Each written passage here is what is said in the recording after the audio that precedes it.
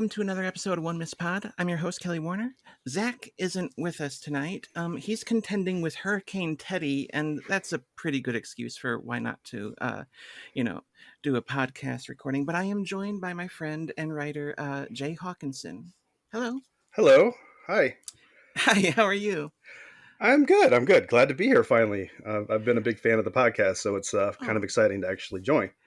Yeah. You've spoken about some of the episodes that you enjoyed, and you mentioned ahead of time that as we were teasing doing the Ring movies that you were interested in Ring Zero, and so here you are. So that's Yeah. cool. Yeah. Very excited. Very excited. And what Zach usually does here is he asks of the guests, sort of what was your introduction to Japanese horror, and what does the subgenre sort of mean to you? Yeah. I could get into that. And hey, before we get started, though, how are you doing? Oh yeah. How are you doing this week, Kelly? I'm okay. Some of the news over the weekend was a bit tough to deal with, but I'm coming out of that funk. The Ginsburg death. Yeah. The ramifications of that. It's kind of the dark implications of that. But I'm doing all right. Thanks for asking. Yeah. Good. Good. Yeah. So, where it's honestly, it's like why I expressed interest in actually participating in the Ring-A-Palooza, as you Mhm. guys, as you two have called it. But why I thought it was would be good is because actually Ring, the original Ring film, was my introduction to J horror. Oh, So cool. so and I listened to that episode and with great delight. That was a really great episode. It was really fun and enjoyed it quite a bit, and it brought back a lot of memories. But my how I got introduced actually to that film was I went to one of the Chicago Comic Cons, and this was probably Mm. back in like 20 years ago. It's like around the year 2000, and they always have. If you've ever been to Comic Con, they always have like bootleg sellers of stuff. Yeah, And back right. then, it was like bootleg VHS. It wasn't even DVD yet. It was still everything was on VHS, and it was like, and you go to the sellers and you're like, hey, what's good? What's hot? You ask them questions because you don't really know because it's all this crazy stuff you've never heard of. Right, yeah. And so I asked, one of these sellers, what's good? And it's like, oh, this movie, it's called The Ring. It's from Japan. And I'm like, Mhm. really? I'm like, okay, what's that about? And he's like, oh, you just got to watch it. You just got to watch it. It's this great movie. It's the hottest thing. It's everybody wants it. I'm like, and I'm like, wow, okay. So I gave him my the $20 and took it home, and it's it's a VHS tape. So if you've seen The Ring, you know where this is going. So Right, it's yeah. a VHS tape. I take it home. I was so excited because he got me so amped up about it that I'm like, I Mhm. got to put this in and watch it. So I put it in, I watch it, and it's the worst possible quality VHS copy of the movie. It's like a dub of a dub of a dub of a Oh dub. no. It's Oh like no. just you could barely. It's just like how you like old VHS. It's so super scratchy and like you see like just a really worn out tape or something Right, yeah. that looks like it was like like exactly like that, like dubbed off of many different versions. And so it was like really hard to see, but enough so that I'm like I can watch the movie, and I'm watching the Right. movie. And then it just so happens the movie is about a cursed VHS tape, that's Mhm. like of poor quality. And I'm like, are you kidding me? And I'm like getting freaked the F out, right? I'm just like, what is going on with this? And so, yeah, it scared me. It was great. It was, even though, really bad quality, I still very much got the effect of that film. And I was like, oh my gosh, what is this?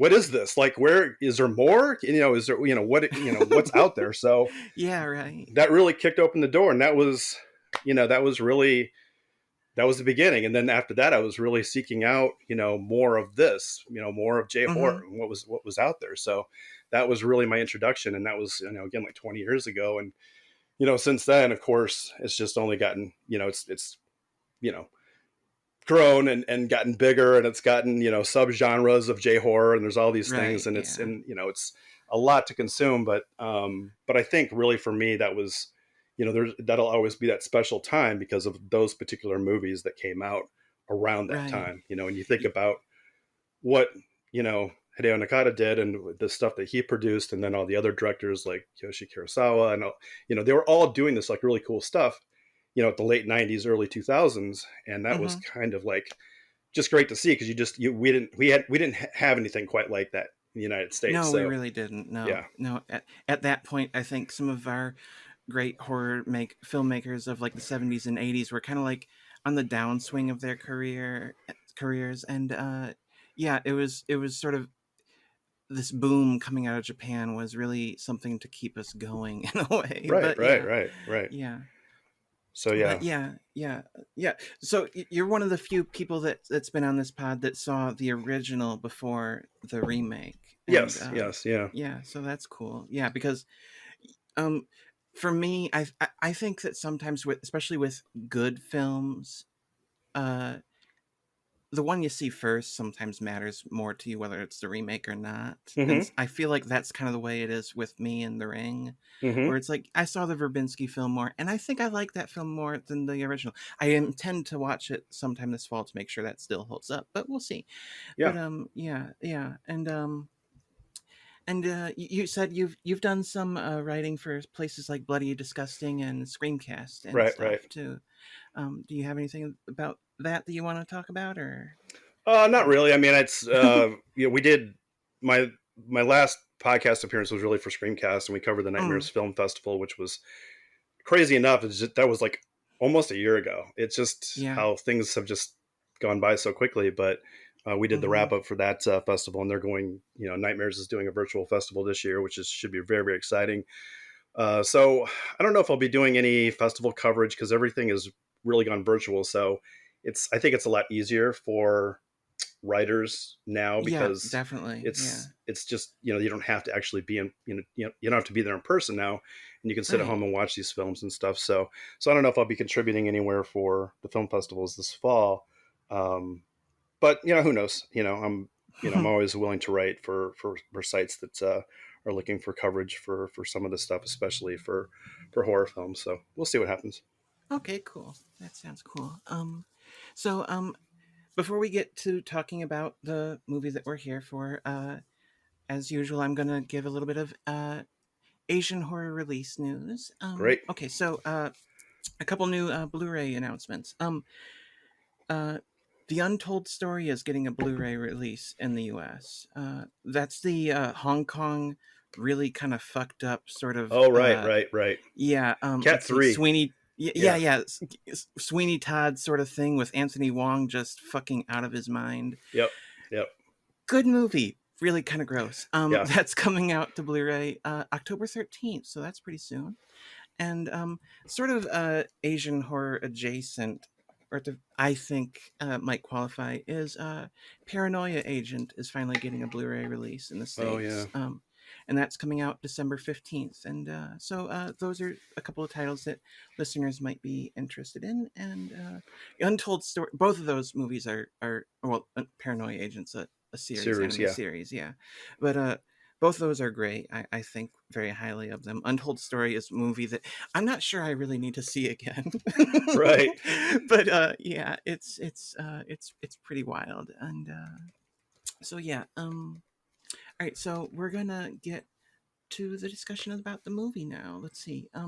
And Zach isn't here with us, but he did write some thoughts about the movie, and Cool. I might as well read them now, just so that we can kind of bounce off of that in Sure. our All right, discussion. All right. does it include like a summary of, like the synopsis or description of it? Let me see. Not so much. So we're gonna okay. Basic synopsis of the film. We'll do that first. All right. So this is, as the title might suggest, a prequel, and it's set 30 years before the original Ring, and we see Sadako before she ended up in the well, and we know that there's stuff that's kind of, it doesn't really go into it too much about her mother with the powers, but it's something that Sadako seems to be ashamed of, kind of, it would seem. And but Sadako is older here than we were led to believe in the previous films, and she's an aspiring actress, and she kind of ends up in a stage play, and there's a lot of Stephen King Carrie goings on as she tries to navigate the role, while also people are trying to look into who she is and where she came from and why people seem to be dying around her. And I think that's a pretty, Yeah, without getting in too much into the final act of all the people dying. right. Yeah. Okay. Here's what Zack has to say about the movie. All right. Ring Zero Birthday is a weird movie. Being that it is a prequel, it falls into the trap of having to explain the backstory to the series. In my opinion, this rarely ever works. But Ring Zero does it in such a way as to be batshit fucking cuckoo. It starts out calm enough with a story of a play that Sadako is a part of. We see Sadako as older than I thought she was, however, which shows one of the ways in which the reality of the series is breaking apart in a similar manner to Ju-on Origins. Funny how prequels and origin stories have a way of doing that. I fell in love with Sadako here because of course I did. I love monsters, but I can't say that I fell in love with the direction the story takes. It builds into a weird paranoia murder party. It was brutal to see a group of peers beat Sadako to death. Then it just strangely heads to a forest preserve. Hey, cheap location rental at least. The doubling of Sadako is also just wackadoodle. But that ending, holy shit on my chest and call me Kyako. um, that was some dark shit. I both loved it and hated it. Loved it because it was the darkest way of ending it. We all know that Sadako ends up in the bottom of the well, but to end with her screaming and alone, bringing and Zach here mentions one of his favorite films, Anti-Porno. It brings some real anti-porno vibes, and I love it. But I hated it because I just wanted her and the guy to be in love. Damn it! Hashtag let Sadako love. Overall, though, I think it is my favorite viewing in the Ring-A-Palooza. Oh, okay. All right. So that's what Zach had to say about the film. That's great. I really like the film too. I really do. I liked it more than I did previously, I think. What do you think of it?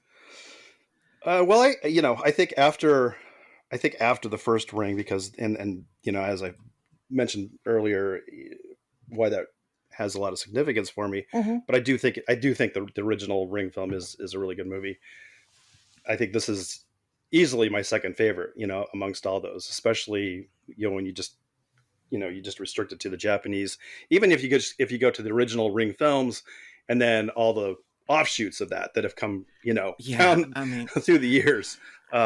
Even those, I still think this is easily my second favorite.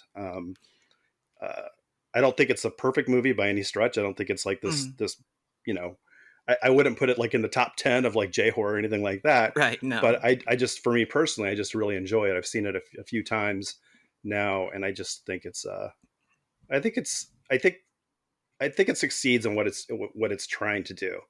And even though we could probably may all agree that it wasn't necessarily something that had to happen, we didn't need this prequel to the Ring. Right, I think no. the Ring stands on its own. I think the fact that the Ring itself and the mysteries around it worked really well.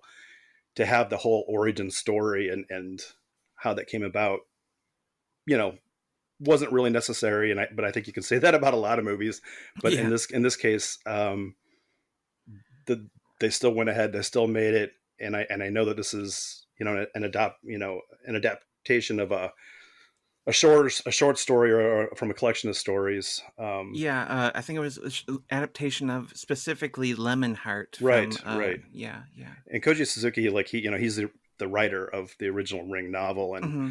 and the stories that surround it. So and I think I think I haven't read those, but I think it's interesting that they just explored these different aspects of the mythology, right? And Yeah, yeah. One of the things, as far as like you said, we didn't necessarily need this sort of prequel that says how she ended up in the well. But one of the things that I kind of appreciated about this story was the well was seriously like the last 3 minutes of the movie, and the rest is just new material that you probably couldn't have guessed going in. Like the stage play and also the fucking fact that there were two Sadakos. It just happened one day. Right. She suddenly split into two of them, and Right. Right. one of them the mom didn't like, and so she was drugging it to make sure it didn't grow. You know, normal stuff. Yeah. Exactly. Just drops us that on us in the final act, and it's just okay, sure. Right. But Yeah. That's no, a really weird aspect of it. And so I'm of two different beliefs on this. Of course, it's yeah. two different personalities here, two different people or whatever, two different Sadakos here. But where is it? And it's the movie, and I've seen it enough times now where, the implication is, yes, there's like a whole nother being, Hmm. like in the father or the doctor, professor, or whatever, the, questionable father. We don't even know if that's her real father, Right, is yeah. like saying, yeah, she was splitting apart, and one represents her mother, one represents the father. There's these aspects of that. But I'm also, of this other belief where she's just has multiple personalities. Sadako, this person, and one just happens to be the evil one, and one happens to be the good one. And the Hmm. good one is the one that we're sort of following through the story, where she's like this homely yet attractive, young woman that's just trying to get her Yeah. life together. And then death is following her wherever she goes, because she has this other personality that exists within her, that if somebody is in her way, that evil personality is going to deal with it. Because, oh, by the way, Sadako has superpowers. Right? Yeah, right. I mean, I the movie surprised me in that I felt bad for Sadako, in that it's like, okay, yeah, she's a girl that ends up in a well, but for the two movies, she's just been evil and Yeah. everything. And this one, she it really feels like you just wanted people to leave her alone. Right. And whether or not uh some of the bad stuff would have happened if they had not bothered looking into her and all that sort of stuff. But Exactly. then it does, like you say, split personality, or there is something that's following her. One of the posters for the film depicts a human embryo, and one looks normal, but it's like a twin embryo. One looks normal and one Right. looks decayed and everything. And it's like, if I had seen that going in, I wonder if I would have been looking for any of that sort Mm-hmm. of stuff.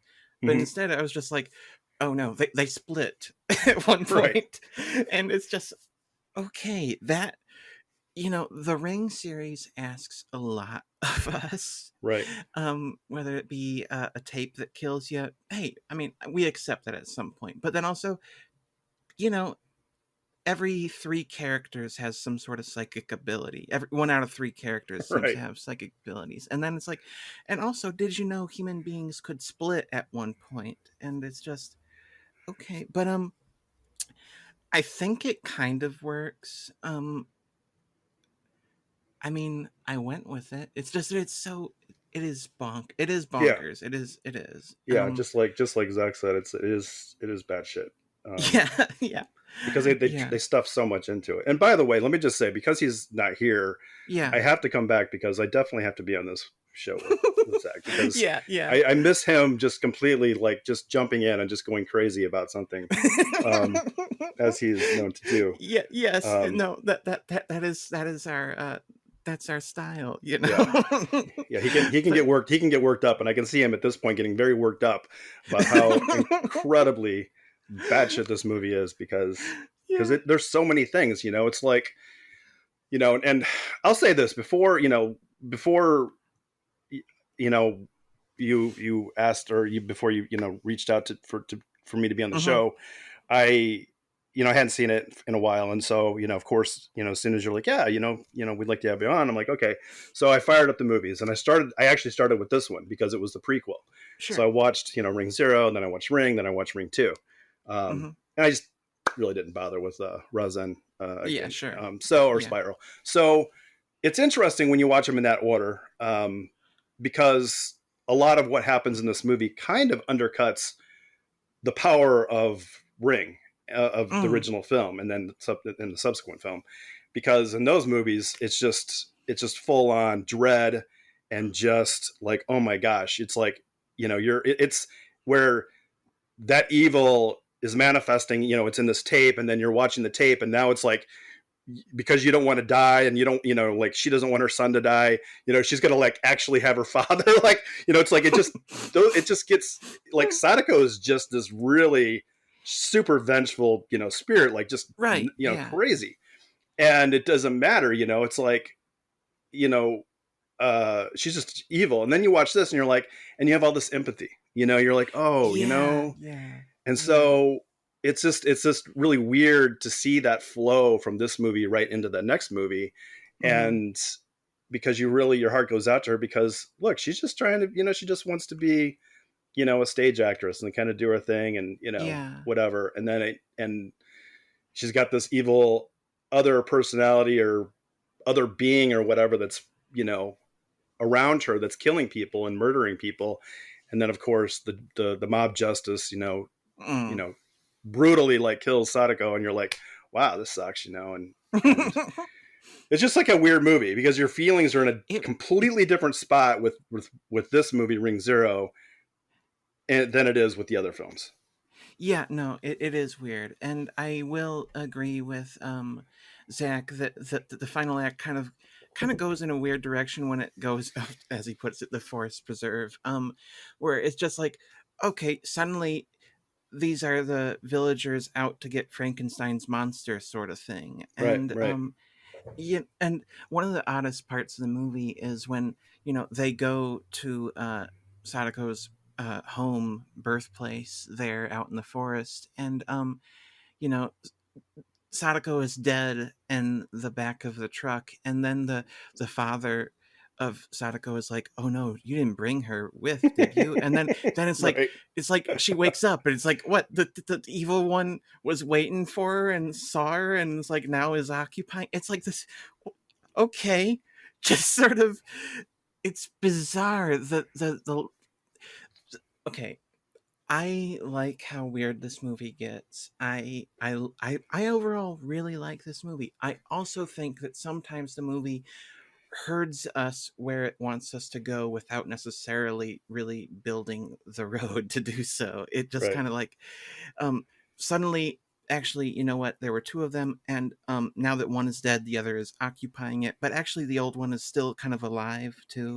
Don't worry Right, about it. It's right.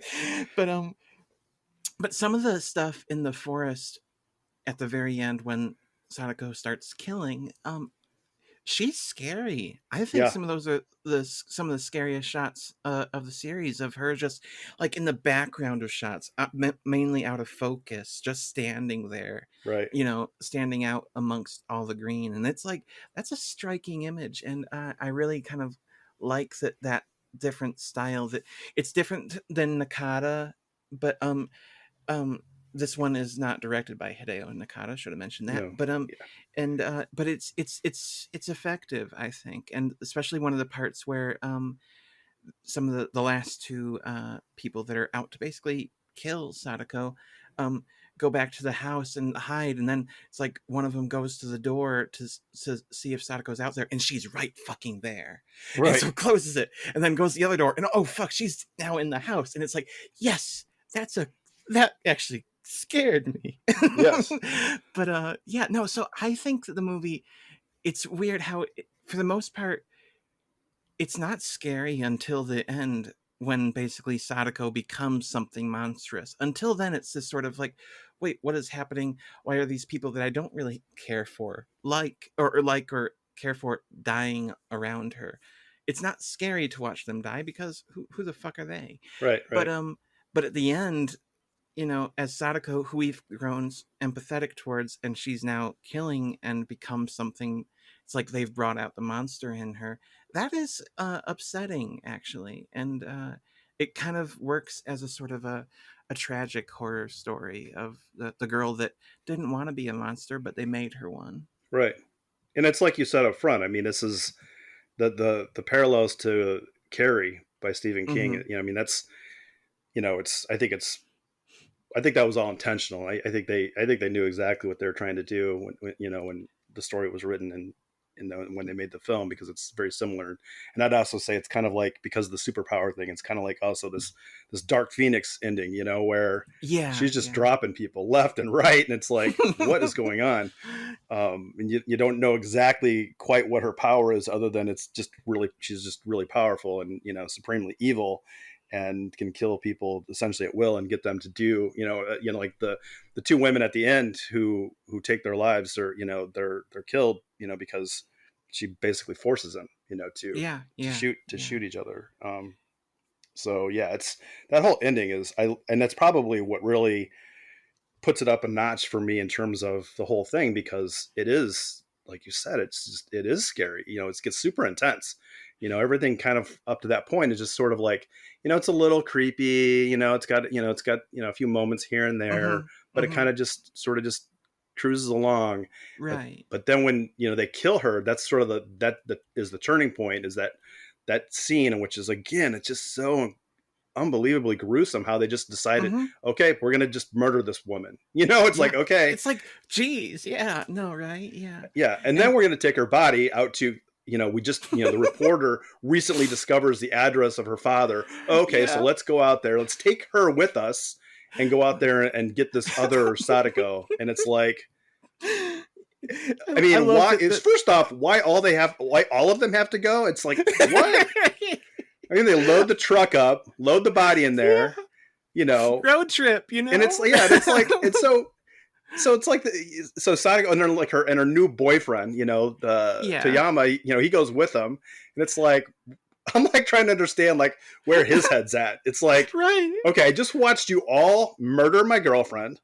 Now we're gonna go in a truck out to her father to kill her other self, her other, the other Sadako, Yeah, and just also the fact that the reporter figured some of this stuff out and tried to, and somehow convinced all these people to kind of go along with it. It's like, okay, I get them all going along with killing Sadako at the theater in the dressing room, because they were all scared out of their minds. But then she reasoned, and they got away from the police, and they got away from everything, and they reasoned that, there's a second one that we got to go kill now. Right. And it's like, okay, wow, that the reporter's motivations, and just the reporter as a character, I totally didn't buy her.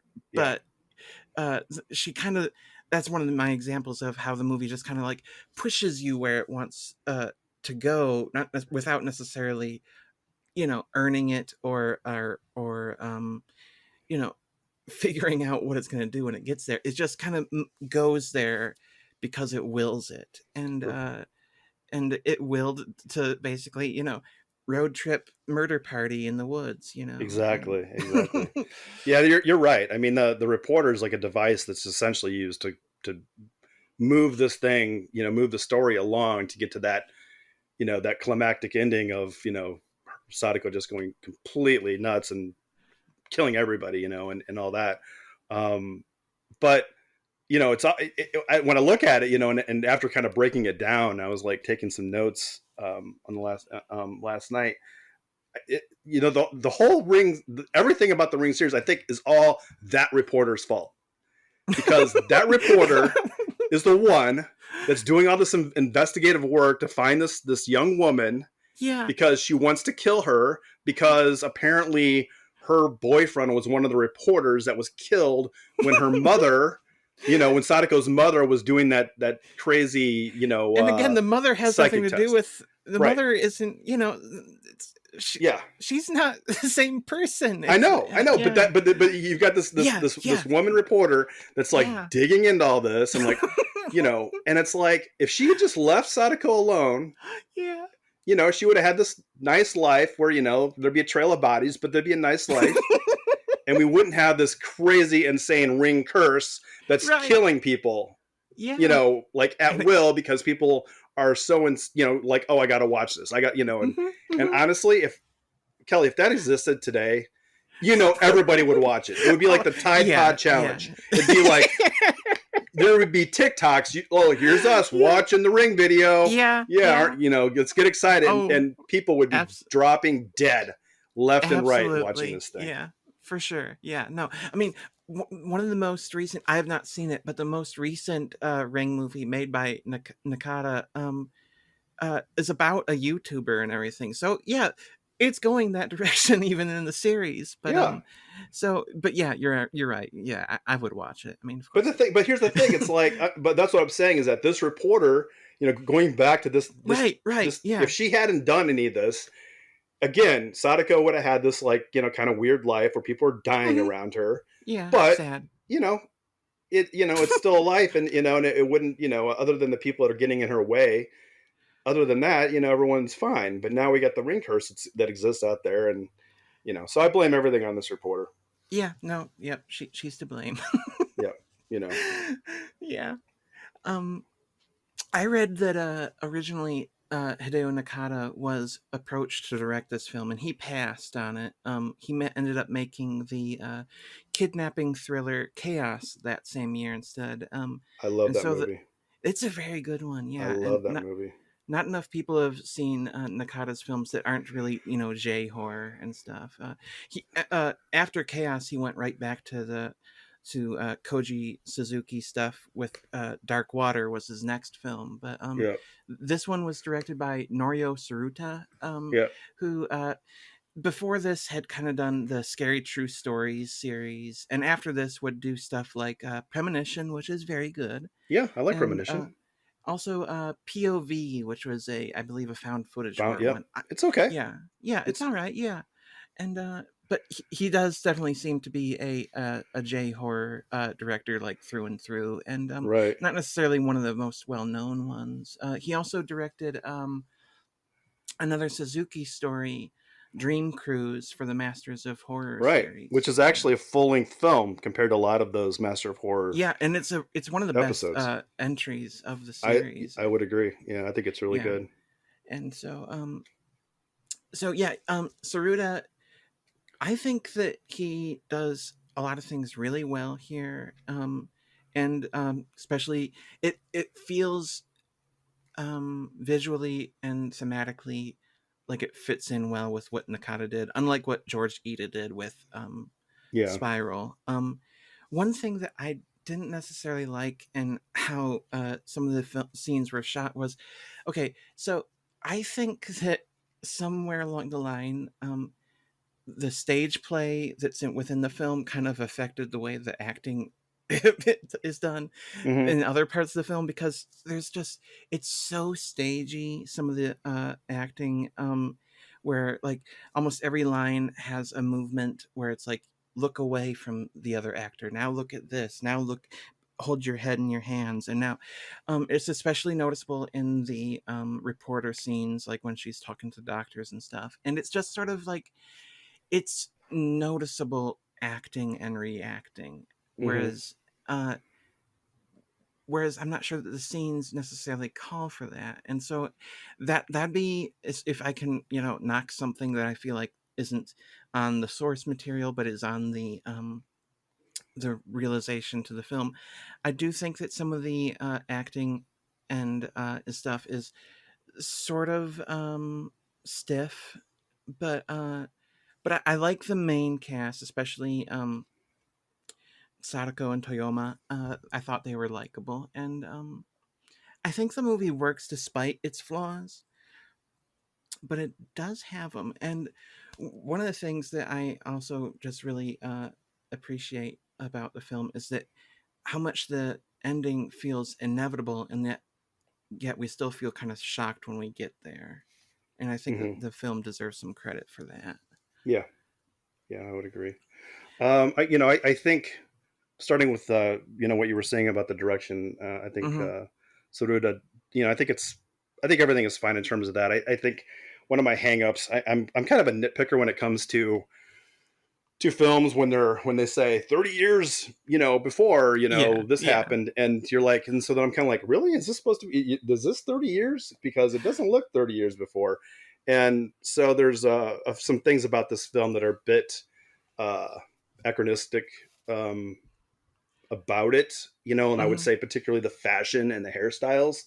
This is supposed to Yeah. be 1967, So that's Oh 30 my years. So god. the Yeah. events that take place, like the original Ring events take place in 1997.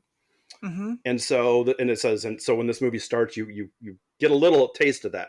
And then it says, and now 30 years, before this Right. is this story that we're going to tell you now. No, it Um does not feel like the 60s. It feels like more like the I would buy the 80s, yeah, but yeah. not I the would I not would the definitely buy the 80s for sure, and I would definitely, and then possibly like the 70s, but the 60s, no. And I know you no. are very familiar with what it looks like in Japan in the 60s, Right, yeah. and this does not look like, nothing about this looks like 1967 Japan. No. Particularly the fashion and particularly the hairstyle. So it kind of bugs me in that sense. And then when Mm, you start to see things like there's a phone in the wall in the sound booth at the theater mm, that is clearly, and I know that it's just like a sort of like a two-way call phone. It's not like an actual outbound phone, but just that type of style of phone, and it's on the wall, and you see it a lot. And I'm like, that phone was not created, and they did not design that phone in 1967 or prior to right. that. You just see little things like that that kind of pop out. But other than that, I think the direction is fine. I do agree. I think the stage play that's happening within the film, it's a little too. It feels a little too on the nose, a little too meta than Yeah, it needs to be. I didn't even realize until after the movie the fact that, oh, she died, but, oh, she's back and she's wearing it's like, there's 2 Annas, Yeah. and it's like, yeah, oh, I see what they're doing there, yeah. Yeah, Right, it is, right. but yeah. And she keeps reciting her lines about being reborn. Right, She's killed in yeah. the movie, and then she's reborn, and I'm like, oh, Yeah. really? Okay. It's like it's just, and the movie's called The Mask. It's just, it's Mhm, or the stage play's called The Mask. It's just kind mhm. of like, it would have been. I feel like it just, if they would have had like just some normal stage play and didn't have to, it's like they're really trying to like hit you over the head with, Yeah. hey, here's what's going on in the story, have you figured it out yet, kind of thing. And uh yeah, Yeah, it's a little no, much. that's true. Yeah, and But I kind of didn't put it together until afterwards. But yeah, it's a bit. They didn't need to go quite so heavy there. But right. yeah, But I agree. I think the actress, Yukie Nakama, she's as Sadako, I think she's really good. This was like a breakout role for her. This is kind of what really put her on the map, and she went on to do lots of much bigger things, and she became like super, like uber famous in Japan. But this was kind of like her breakout role, and I think she was only like 18 or 19 when she made this film. oh, And I didn't know that she was. I had already seen her in other things before I had seen this movie, yeah, so she was super famous for doing this J drama called Trick, which had many seasons, and they made many movies just based off of that. Where she started with Hiroshi Abe, which I think Hiroshi Abe because oh he was yeah, in yeah. Godzilla 2000 among many other things. Hmm. Super famous Japanese actor. So she went and did this whole series, this Trick series with him, and that's where I first saw her and kind of like really just kind of fell in love with her as an actress. So I'm like, wow, she's great. I really like her. And then she went on to do an even more famous take on a more famous role in Gakuzen, which was based off a manga, which I saw initially as anime, about a school teacher that takes on, like, she has her classes. She gets assigned the worst class of the high school, Hmm. and it's all delinquents. And oh, by the way, the teacher, played by Yuke Nakama, is also the daughter of like the biggest like yakuza, in Japan or whatever. So it's like this crazy story of where these two worlds collide, and she wants nothing to do with her gangster family. She wants to be a Yeah. school teacher, but they just somehow these worlds collide, and it's just a really great series. And so she went on to star in that, and that just even propelled her even further. And then she just became like, she was a model, of course, and she was on magazine covers and all that. So she got like, really super famous, but this is kind of where she got her start. So it's kind of interesting to see her in this role playing Sadako and playing it this way, because she, is this like super shy kind of, Hmm. reserved and person. And, and it's just great. I think she's really good. And then, the other, one of the other women, Kumiko Aso, who again I didn't know was in this movie. I had seen her I had first seen her I think in Cashorn. I don't know if you've seen that movie. Oh But yeah, that's really stylish, but not much yeah, else. yeah, yeah. It's not like a great movie, and again, that's I think based off of manga and anime back in the day. But she was in that movie, and that's where I first saw her. I'm like, oh, she's great. I loved her in that movie. And then again, when I saw this movie, I'm like, oh, she's in this. I'm like, okay, that's Mhm. fantastic because she's. Um, I like her as sort of that assistant. That's you don't know if she's just jealous of what's going on between Toyama and Sadako, or she's just, Yeah. you're trying to like figure out like what her deal is. Mhm. But I think she plays that really well, where you're always trying to figure out like where does she stand with all this? And then at the end, she's kind of like, hey, everyone just back off. It's like, this is a terrible thing. And everyone is still, angry and all that. And she's like, Mhm. don't go after Sadako, all that. And people are like, still want to, get the pitchforks and still go out in the woods and chase Sadako down. But I think she's really good too. So, um, Yeah, yeah. and I think, Yeah, is she the one that plays the tape at the end yeah, in this yeah, thing? she's the one Yeah. that like tells Yeah, Toyama right. to leave the booth, and then she plays that tape, and Mhm. that's why I'm like so angry at that reporter, because that report Yeah. again, if that reporter did not do all this, we would have not had the ring curse. And so, you know, Mhm. I mean, it's great for movies. I mean, it's because we got some cool movies out of it, but it's not good for all the people that have died, Yeah. uh, you know, in this fictional world of the ring. But Mhm. um, I like Kumiko. I like Yuki as Sadako's. I thought she did really good um, in that role. So Yeah. I think the acting definitely. Again, there's a few things that that you've mentioned that take it down a peg, but then you've got some good actors and Mhm. that are taking this stuff seriously and really going for it. Yeah. It's pretty good.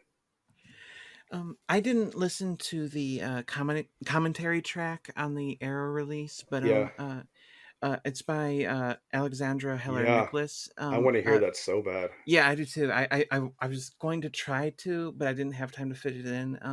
But Zack interviewed her as part of his Fear Academy column for the website, Oh, and okay. so that's something to look forward to too. She's like a scholar for horror cinema with a strong lean towards gender studies. And Yep. in the interview, Zack discusses how she got the commentary track job. What it's like studying horror in academia, and what advice she has for those looking to do similar. So that's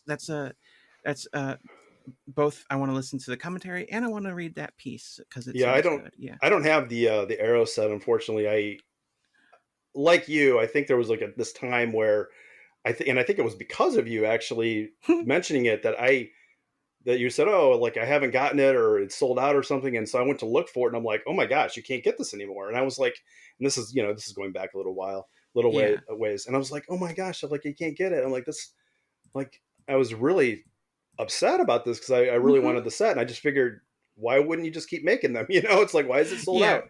And so I ended up settling for the Arrow Steelbook of the Ring, just Mm. the Ring. And I was like, you know what? I don't really care about the other movies so much. I'll just get the Ring and the Steelbook and all that, and it's fine. And then, um, and then I ended up watching. I'm like, let me just watch all these movies again. And I'm like, yeah, I don't really care that much about the second movie so much. And then Razan is kind of its own weird thing. And then I saw Ring Zero, and I'm like, oh, I kind of like this movie. And then it was really only recently, like you two were gonna do the Ring-A-Palooza, that I Yeah. discovered that Alexander does that the commentary track for the Arrow release, and I'm like, oh gosh, I'm like, because that woman knows her shit. Like Yeah. she knows a lot of cool stuff. And anytime when she's on podcasts, I try to tune in and listen to her because she's written a lot and she knows a lot, and she's definitely a respected voice in the horror community for a number of things. But I would love to hear what she has to say I about this. think that the Arrow release of the complete box set got re-released without the booklet. I'm Yeah. not certain about that. Yeah, So it did get a re-release, and then I was yeah. like, and this is like, of course, that happens after I spend Mhm. Mhm. the bucks to get the steel book, and I'm Yeah. like, oh, so I'm gonna get, spend the same amount of money to get the film, the three other films I don't care about as much. Yeah.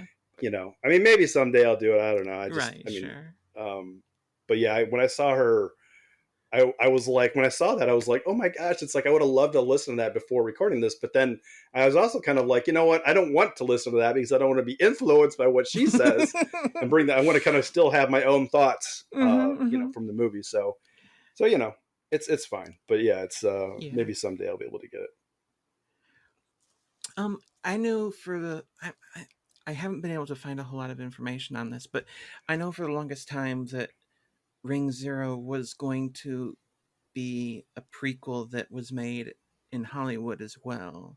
It was like they were going to basically follow the same track that Hmm. with Ring One, Ring Two, then Ring Zero, and one presumes like bring Brian Cox back as like the father character and stuff. Hmm. But Hmm. that didn't come together, and then the series kind of sat ignored in Hollywood for the longest time until that Rings sequel that we're not going to talk about. I But still haven't seen it. I haven't watched it. it's not good. It's not good. I heard it wasn't good, and I'm like, you know what? I'm in no rush to see that. So But but but I find that it's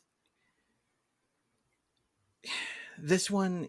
Again, it for the most part we go into it knowing it's about the well, how she ends up in the well, and but it tells really a pretty um layered or at the very least long enough story in the lead up, and and then we got so many sequels. It is kind of remarkable to me that we have so many movies and so many different takes on how to tell the story of a girl that winds up in a well and makes an evil videotape. And right, it's sort of peculiar, but but these are peculiar movies. This is a weird movie, and it goes in weird directions. And right, yeah, I like this movie. I have some critiques, but I really think that it's um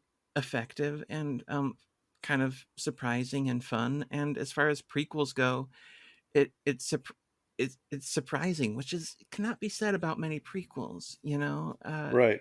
And I think especially if you've seen the other films prior to seeing this, if you'd watched them in order of like their release, even if you Hmm. didn't see them at the time, if you still like, oh, let me, this is how they, Ring was first, and then I'll watch Ring 2, and then Hmm. I'll watch Ring 0. Uh, I think the ending of it, and you had mentioned this before, to do all the things it does, both good and bad in the movie, in the structure of the film, to still end in a way that shocks you Hmm. is impressive to me, because when it is heartbreaking at that It end, is. when the father says, when she's like, who's my father, and she's like, why do you have to ask that question, you know Hmm. because she really doesn't know, uh because of this whole concept of like, of splitting in two, and all that, and Hmm. what's really going on with her. She's really confused, and he's like, and she's having this very tender moment with her father, and he's killing her. Yeah. He's like shooting her up with like, whatever it is that's, Poison, going to whatever. yeah, Yeah. yeah, yeah, something that's going to kill her. And then ultimately, as she tries to escape, you know hits her and pushes her into the well. And it's just, wow. Yeah. You watch that and you're like, damn, dude. It's like, whoa. Like it, I No, mean, yeah. it's, yeah, it's a gut punch right there. It's like, It wow. is, and Okay. it's a gut punch we saw coming, and it still Yeah. delivers. And I Right. think that's kind of that to me. The film deserves so much credit for that because we know it's coming, and it still hurts. Yeah. But Yeah. yeah, So, and yeah, yeah. I think in that sense it is effective. So let me ask you a question, Hmm. if I can. What do Sure. you, because when I first saw this movie, and, Hmm. it does the whole like 30 days before, the events of Ring, this is what happened. You're right. And what bothered me the most, and I've gotten over it now, and I can explain why if you care, but Sure. what Sure. bothered me is that all these events take place like in 1967. So like one of the things that bothered me was, wait, so she, there's the well, and she gets pushed in, she gets pushed into the Hmm. well and all that, but all this ends up on a VHS tape later. How, like who recorded this? Like who was there recording? Did somebody have a Super 8 and they just hold on to it and then they transferred it over to VHS when that technology was developed? Like what happened here? Like it used to bug the hell out of me. And I'm like, what is going on here? And it drove me nuts. So it was kind of like poo poo on the movie for sending it so far. Like if it would have been like late 70s, like just 20 years in advance, right, yeah. I would have been like, oh fuck yeah, that's right, they had VHS then, So that's why we have a tape and all that. But setting it in the 60s, I'm like, what the hell? Like how did this? So I just wanted to ask you, like, how do you resolve this? Like how do you in how the movies put all this out there, how do you say, what, here's what happens? Okay, so I think that this is an example of one of the reasons or one of the parts in which the Hollywood film tells it a little bit better, in that it gives us a little bit of a peek at Sadako before she ended up in the well, and she was like in an insane asylum, and she would like mental images would get put onto like X-ray and stuff like that, or they would be projected into people's minds, and people would like there's one character that takes a drill to their head to get the images out. Mm-hmm. So I think that's something. As for in this, I think that it's it bugs me for Ring 1, but Ring 2 kind of tries to answer it by saying that, you know what, she was alive for 30 years in that well. And it's like, okay, that doesn't make much sense, but it it does claim that she survived that long in the well, and therefore maybe somehow her evil got out onto modern sort of devices. I don't know, but as far as the idea of someone videotaping it, it's kind of funny to think about. But I Yeah. don't. Yeah, no, it's one of those things where it's like kind of an evil will of vengeance left on tape and everything from this vengeful ghost and stuff. But and you try to figure out, well, how does it get to tape? Why tape of all things? And it's like you start thinking about it long enough and Yeah. maybe you might hate it. Right. I think that the movies try to answer that. I think Ring 2 trying to say that she was alive down there for 30 years is an attempt at answering that. I think that the Hollywood one, basically saying something about mental projection of images onto Mm-hmm. onto film is an answer to that. Uh, it's a some of the Ring series really feels like cosmic horror, sort Mm-hmm. of unknowable in a way. The videotape that came from nowhere and was filmed by nothing and just came to be, and now it kills you, is a fun concept to think about. But if you Right. really want to rationalize it, it can bug you. Yeah. Well, I think when I first saw Ring Zero, that I was looking at it, trying to put too much logic behind the whole thing Mm-hmm. when you're dealing with a fantastical situation, right? Where it's Right, like, yeah. I'm kind of like angry at myself for even doing that, because you're watching a movie about a young woman with superpowers. She has the ability to heal people. Like the guy couldn't walk. You remember, she's in the Yeah, hospital and yeah. She's got like, some Christ powers over yeah, there. exactly. And it's like, wait a second. It's like she can do that. She can heal. She has telekinesis, or she has like a variety of superpowers or whatever. So And so to not only was the reporter responsible for creating the tape and the curse, but she took away an honest to God superpower healer from the world. Yes, yeah. okay, she killed some people too, but she healed others. Hey, you know what? I'll take it, that. it evens out. I'll take it. But and I think that again, that was my problem when I first saw this, is like, yeah, I was like all mad and angry about it, and now it's like I totally buy what you had said, and possibly how the remake or the Hollywood film explains it. But I think that she was in this well for all these years. This evil side of her was just, there sort of just bubbling away. And that and then they build those cabins over that property, which is like so insane. It's Yeah, like yeah, it's like yeah. no one checked to the property, to find out that all these people were killed on it. And Yeah, it's like it was probably sold for really cheap, right? right, yeah. But to that point also, as far as okay, so the reporter in this movie, okay, she ruins a lot of people's lives. Yes. Granted. But Yeah. she's also she got down to she got to the bottom of the curse and she figured it out. I find it interesting that Sadako was public enough to be in a public stage play that went so bad that people died, and she, in fact, died at, and then at her birth home, killed multiple people, and then she went missing. And the reporter characters who occupy the next two films didn't ever hear any of this Yeah, stuff. right, right. It's like this would be like one of the biggest stories ever of, Right. I mean, uh, yeah, pr- it's Promising young starlet killed in backstage after weird freak out. yeah, That's exactly. something that people would know, but I guess. Yeah, it's just so it's maybe they just like sweep it all under the rug kind of thing. Like, we don't want people Yeah. to know about that.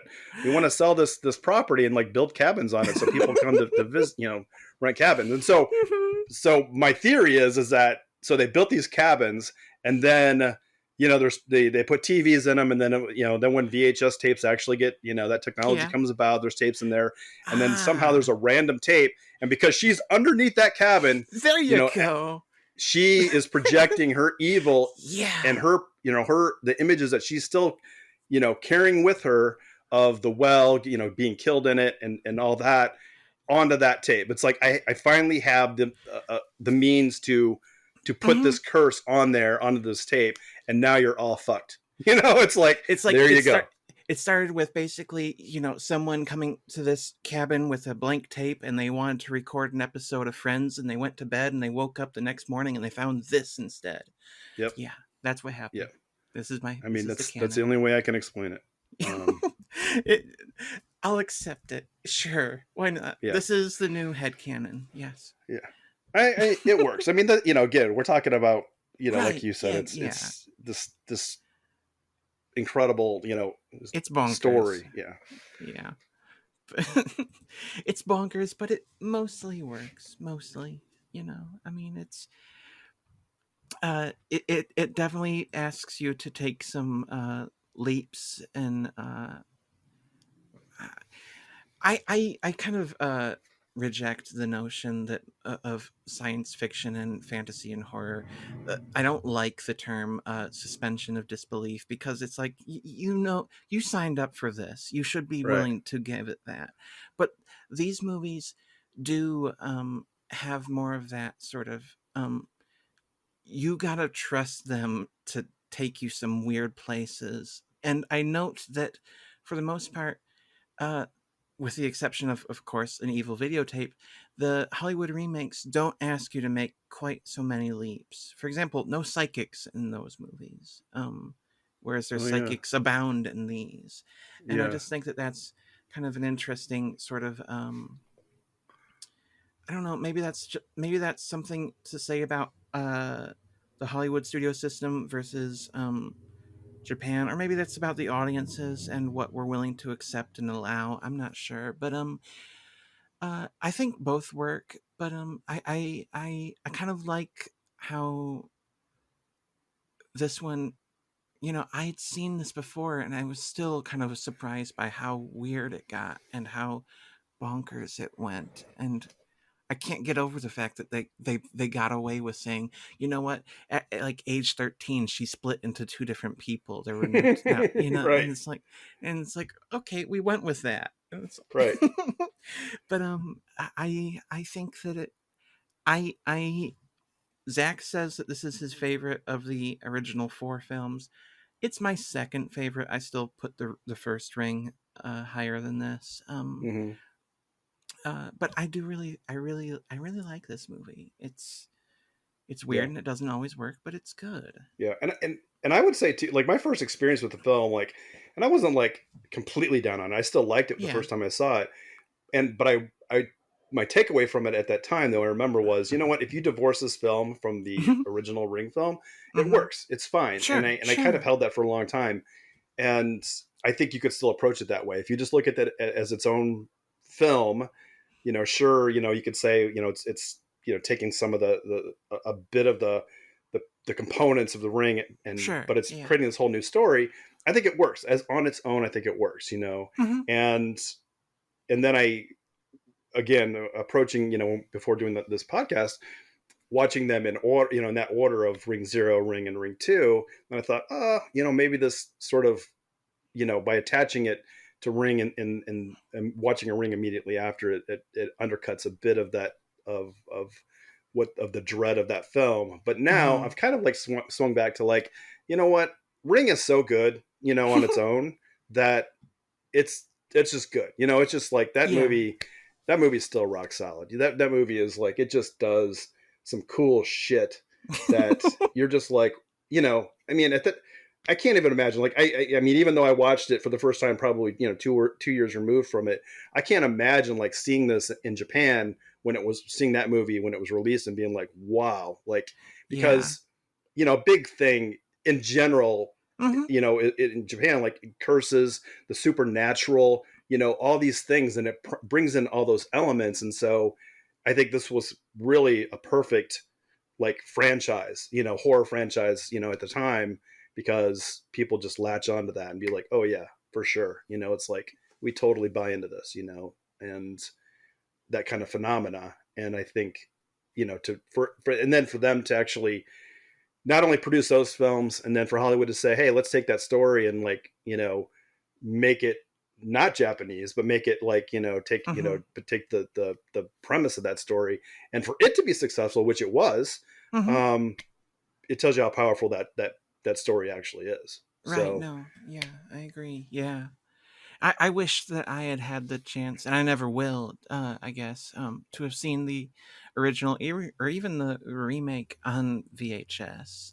You know, I think I saw those originally on DVD and stuff, and it's kind of a shame. It seems like sort of something that would just feel different on VHS because of you're kind of putting yourself in the story a little bit, yeah, you know. yeah. But Oh yeah. yeah, it. I was really, yeah. I remember. I still remember that that evening of doing that and just being completely freaked out and just like, what, like okay, am I okay? Like, you know, it's like, is anything gonna happen? Because this is really fucked up, you know, like this Yeah. story, you know, of watching this thing, and you see it, you know, and you're watching it in the movie, and you're like, and you don't, and you're kind of like telling the characters as you're watching it, don't watch it. What are you Yeah. doing? It's like, don't watch this. And then, you know, but you're watching it, and you know, Yeah. as you're like, oh my gosh, it's like, is Mhm. something going to happen to me now? It's like, it's just, it freaks you out, you know? And Mhm. I think that's the power of the story. And that's why I think it still holds up. And, you know, and I think that's, you know, partly, you know, like I said, like at the time it was a big deal. I think the movies were pretty successful in Japan. I don't know Yeah. what the box office was or anything from them, but I think they did pretty well. But now, I mean, you know how big it was at the time, that it's become this cultural phenomena, that you've got Sadako throwing out first pitches at baseball games. Yeah. You know, right? Yes, yes. Yeah, and if you haven't seen that, do look up Sadako and baseball. And it's yeah, that's a thing that happened, and it's Exactly. we're better for it, really. I mean, that's the level of, like, you know, that this particular film Mhm. and this, you know, this monster, if you will, has reached in Japan, to where you have Sadako throwing out pitches at a baseball game, which is crazy. Like, you can Yeah, you imagine that here? I mean, I can't even. I'm trying to think of like anything that would be remotely close to that here, and I can't. yeah, You know, and yeah, it's just, no.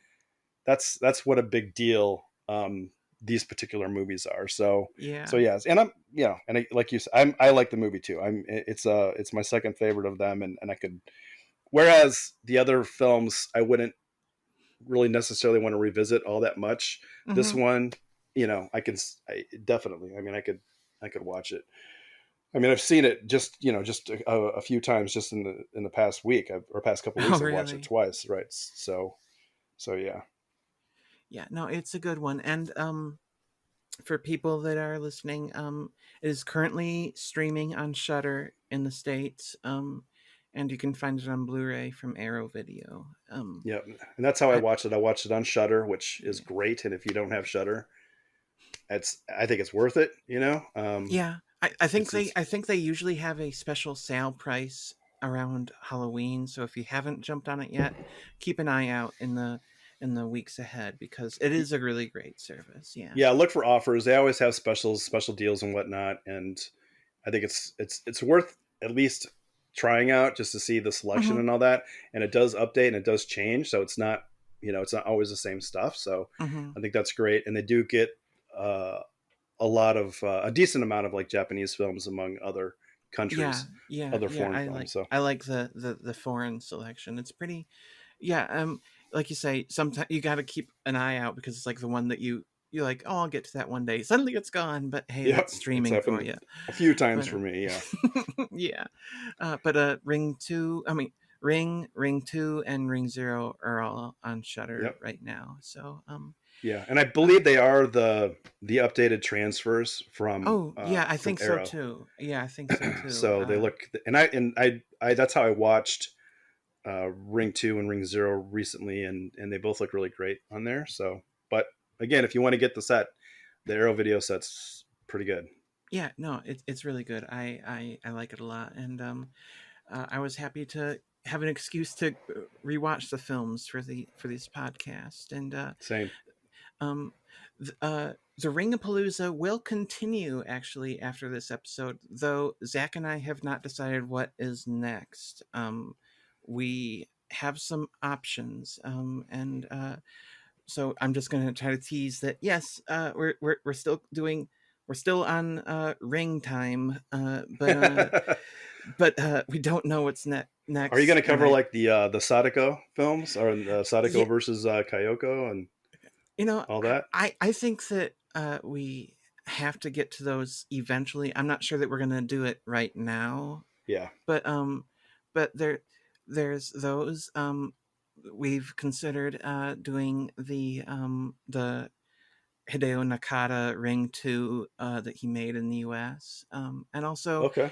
there's also there's the made for TV softcore Ring film that came before all the others. Yeah, I've not seen that one, so Yeah, I have not either, but I think Zack tracked it down, so we're considering that. And so yeah, the Ring Palooza continues, but you know what you could do is you could just do like a Sadako Palooza later. yeah, right. I Yeah, mean, you've got exactly. Sadako 3D, you've got Sadako versus Kyoko, you got some other stuff, Yeah. that could actually be a part of that. So I've seen Sadako 3D. I didn't like it, but I have not seen it. I have not seen it. Sadako versus Kayako is surprisingly good. I I think it's think a it. fun movie. Yeah. I think it's more. I think it's there's a tongue in cheek approach to that Hmm, film hmm. Yeah, that for makes it sure. fun. Yeah. So it gets pretty goofy, but I think Yeah, it it's does. yeah. But I think it's entertaining. It's a fun Yeah, film. yeah, it's fun. Yeah, and but then there's also Sadako 3D 2, and then there's also I think I can't remember the name of the newest one that Didn't Nakata, like, didn't he make a new, like, a more recent Sadako yeah, film, or okay. Yeah, is that the one I'm thinking of? that's Sadako, just simply Sadako from 2019. That's last year. Yeah, right, yeah, I and mean, they're that's still making these films. Like that's right, last year. yeah, and that's the one But that didn't has to Sadako do with 3D come out YouTube. like didn't Sadako 3D come out like a while ago though? Let me see, when did that come out? Sadako 3D was 2012. Yeah, see, Sadako 8 years 3D ago. 2 was 8 years ago. 2013. Oh my gosh. Okay, okay, check out this timeline, all right? For Ring Films, all right? Uh you got the softcore in 95, you got Nakata film in 98. The same day also saw the release of Edis. Spiral in 98. Yeah, Edis film. Yeah. Yeah, and then Ring Virus, the Korean one, came out in 99. And then you Yep. had Ring 2 from Nakata in 99, and then Ring 0 from in In 2000, 2000, and then The Ring from Gore Verbinski in Hollywood in 2002. 2002, and then there was The Ring 2 the other Ring 2 that Nakata made, that was the Yeah. sequel to the Verbinski one in 2005. And then there's Sadako 3D 2012, Sadako 3D 2 2013, Sadako versus Kayako 2016, Rings, the Hollywood sequel that blah, and then Sadako 2019. Wow. It is a franchise. This is Yeah. big, and It's for real. but it's also a franchise that, when you try to consider all the chronological order, and for that matter just the titles, Yeah. is a mess. I Yeah. mean, there's how many ones that are just simply called Ring or The Ring, and then there's multiple films called The Ring 2 that are directed by Hideo Nakata that are not Yeah. necessarily in the same Right. chronology. And then there's also a different Ring 2, also known as Spiral, that doesn't count anymore. Oh Right. my god. And then there's Sadako 3D 2. So Jesus Christ. So yeah. Yeah, this is like a bona fide franchise. I mean, it's It legit. Like, is. I mean, It is. they like this character and want to keep it going. But it's like The Grudge, you know. It's like, how many Mhm. Grudge movies are there? I don't even I, know. Like, I just know there's a lot. yeah, my mouth is dry. I can't read them all. I'm not gonna do it Right. right But now. that's what I'm saying, though. It's like, Yeah. they No. really are Yeah. going to keep mining this. You know, they're, pun intended, they're going to keep going back to the well on Sadako, because it is, it is apparently lucrative for them to do so. So Sure. Right. Yeah. um And it's cool to see that Suzuki is still writing the books, and Nakata hmm has come back to do more movies. And hmm I don't know. That's cool to me. And can I just say something too? And Sure. I messaged this to you, but I'm really happy that y'all, pronounce Sadako like it's pronounced. I mean, it's a huge pet peeve of me to hear it pronounced any other way than how it's supposed to be pronounced. Mm. And so when I heard your first episode about it, I actually was worried, because I hadn't heard, the episode hadn't come out yet, and I was watching one of the special features on the Arrow set, or on the Arrow Ring disc that I have, and they have two scholars. Yeah. And I'm not going to mention their names. I mean, you can seek it out, but they have two people that are horror historians, so to speak, and they both pronounce it wrong. And How I'm do they like, pronounce it? Sadako. Mm. Over and over and over. It's like nails on a chalkboard. I'm like, wait a second. You've seen these movies. You've seen how the Sadako is pronounced. Why are you pronouncing it wrong? Like, it's not a big thing. I mean, like Ring Zero. I mean, it's Sadako this, Sadako. I mean, it's like over and over again. Yeah, over people and keep over. saying Yeah. the name. It's like, how do you watch a movie like this and then completely not pronounce her name correctly? Like, in when you're giving an expert analysis of the films. I'm like, what? I'm like, what?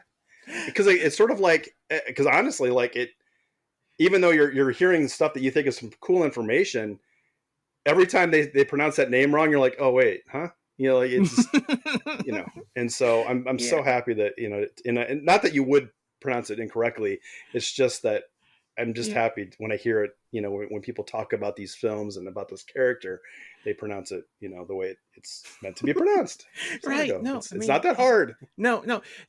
It's like okay, there's some words and some names in Japan that I'm sure I've pronounced them wrong. I think I pronounced the Japanese title for Spiral wrong. I guess it's Razen, not Raisin. I'm not sure. Razen, Anyway, yeah, Razen. so my mistake. I didn't hear that, but you hear Sadako enough. You got no reason to mispronounce it. Yeah. Yeah, and I'm forgiving. Just like you said, when you first were talking about doing the Ring-A-Palooza, and you mentioned the name, and both you and Zack, I think it said Raisin or whatever.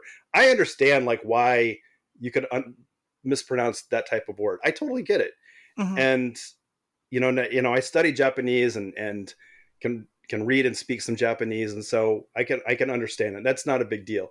But when you watch a movie that is repeating a name, Sadako, over and over and over and over again, how do you go let yourself be recorded as an expert analysis and then completely blow it, just not pronounce the name correctly at all? It's like, it's just weird to me, and I'm like that. Yeah. So anyway, I just had to say that because it was driving me crazy, Yeah. and it really, and I was like, oh my gosh. And so I was like, just praying, and I had my fingers crossed. I'm like, I hope on One Miss Pod they don't mispronounce her name because I'll be so sad. And then when I heard it, I was like, oh yes, yeah, right on. Like, good job. Yeah. Thanks. Yeah. No. No. Yeah. It's not, I mean, it's not that hard, No, but no, no. I don't know why people would, if you watch the Yeah. movies, you know how to pronounce it. It's not a big deal. So Yeah. Yeah. anyway,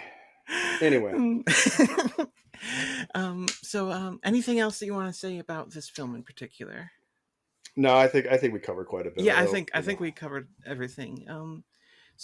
It was great having you, and I hope that you can come back sometime, and that Zach will be here when you do.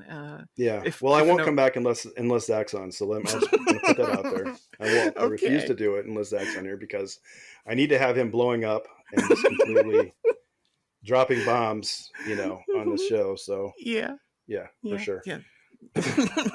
Okay. Where can people find you online? On Twitter, you can find me, and my username is Sleestack. That's with two Ks, SLEESTAKK. That's Sleestack. But that same username, you can find me on Letterboxd as well. You can see I do some writing over there about mostly Japanese films. Mm-hmm. So that's another place you can follow me. Those are the two easiest ways to find me. Okay, cool. And again, thank you for joining me tonight. And I hope that Zach's all right out there dealing with the hurricane. We definitely miss Zack, so yeah. Hope he's back for the next one. Yeah, he definitely should be. And again, we don't know what is next week. It's going to be something ring flavored, but beyond that, ring flavored. Yeah, we'll get back to you as far as we'll provide updates. And maybe we'll know by the time this episode airs what we're doing. But so thanks for listening and thanks for joining me.